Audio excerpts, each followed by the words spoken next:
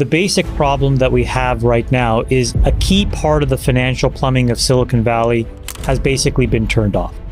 And as a result, billions of dollars of deposits have basically been frozen. It means that people can't pay their bills. It means that people can't access their deposits. It means that credit lines could be in default. It means that I think it's important to explain exactly how this came to pass. So let me just hand the ball to Friedberg, and then we can talk about some of the implications, of which there are many. And maybe let me just do the lead-in, and then Friedberg can do the details. But for those that are far away and aren't even sure what's going on, the basic problem that we have right now is a key part of the financial plumbing of Silicon Valley has basically been turned off. And as a result, billions of dollars of deposits have basically been frozen. And so as a result, we have this potential contagion on our hands. But in order to understand it and unpack it, I think it's important to explain exactly how this came to pass. So let me just hand the ball to Friedberg, and then we can talk about some of the implications, of which there are many. Can I give you guys my little version of all of this? I think there are 3 buckets, but before I go into the 3 buckets, I just want to say to all of the employees at these companies, I think we, the 4 of us, are so truly sorry for what's going on and what you guys are going through. And then to founders that are trying to navigate this, it must be unbelievably tough. There are a few founders in our portfolio. So, from all of us, just know that we're thinking of you guys, and hopefully everybody ends up on the other side of this by Monday or Tuesday with not a lot of damage. So let's just put that out there as sort of like goodwill and kind of good juju in the world for the next. This is going to be a really difficult weekend for people who are trying to navigate this. Yeah. I think it's well said. Yeah. I think that this whole debacle, I guess is maybe the best word. There's a little bit of blame that you can put at the feet of 3 different groups of actors. And I just want to get your guys' reaction to this. So group number 1, and Friedberg just mentioned this, is we, the 4 of us, have been talking for the last 18 months about the impact of rising rates.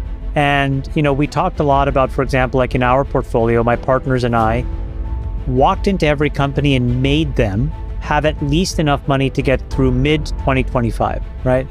I've said this a bunch of times. And so that was about having very difficult conversations about making sure that you were husbanding cash so that you had enough to weather any storm that came on the horizon. But it turns out that there was some group of VCs and companies that just didn't get that memo and just kept spending like nothing had changed. But when other VCs have stopped giving you money and you're continuing to spend like it was 2020, that's what caused this mismatch. And it was really the spark that lit the fuse. So I think it's a really sad commentary at some level about the lack of governance that we have inside of some of these companies, where folks are just not doing the job that they're supposed to at these board levels. I think people, and we've talked about this, have made venture too much of a popularity contest where they are, glad-handing and smiling and not doing the hard work of holding folks accountable. And so some handful of VCs and some handful of founders just didn't get this memo, and it made what could have been a slower train wreck faster unnecessarily. So I think that's worth talking about. Then I think if you look at what actually practically happened over the last year and a half at SVB, was that they were so desirous of profits that they basically had a duration mismatch.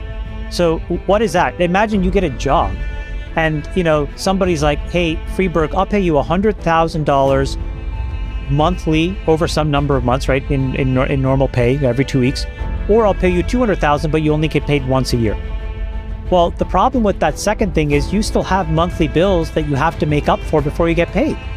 And so most people wouldn't take that job even if they paid you a lot more, because you have this durational mismatch. You have to pay rent every month. You have to pay bills on a monthly basis. You have credit card bills, all these things. And so you need to match the timing of your cash flows.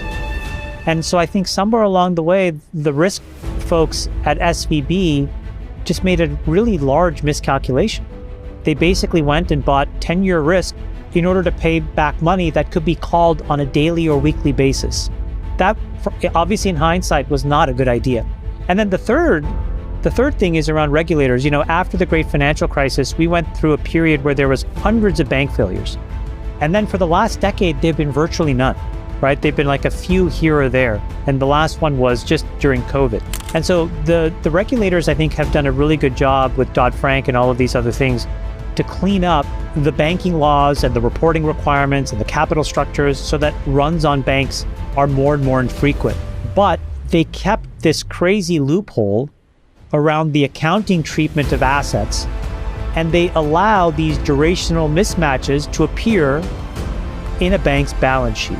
And so I think there's a piece here for the regulators, which is here's an opportunity that's glaring and obvious now and screaming about how we need to tighten some more of the transparency that's required. It shouldn't be a group of armchair sleuths on Seeking Alpha that sniffed this out 3 months before it happened. It should have actually been a regulator that said, hey, hold on a second, something is happening here that we don't like. And so we, I think, need to figure it out. But I think those are the three actors that are in play, and they each share a bit of the blame here.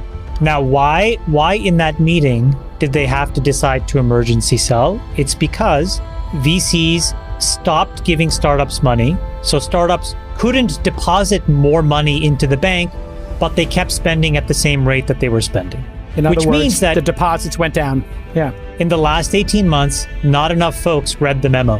And by the way, the tragedy of that is, let's just say that you did get the memo and you did make the hard cuts right now. And let's say you're working on something and you can fill in the blank on the thing that you care about. Okay. So for the listeners, let's say it's climate change. Let's say it's breast cancer research, whatever it is. This had nothing to do with you 4 days ago. You had your money in the bank. You did everything you needed to do to go and, figure out product market fit, try to get to market, try to sell your product.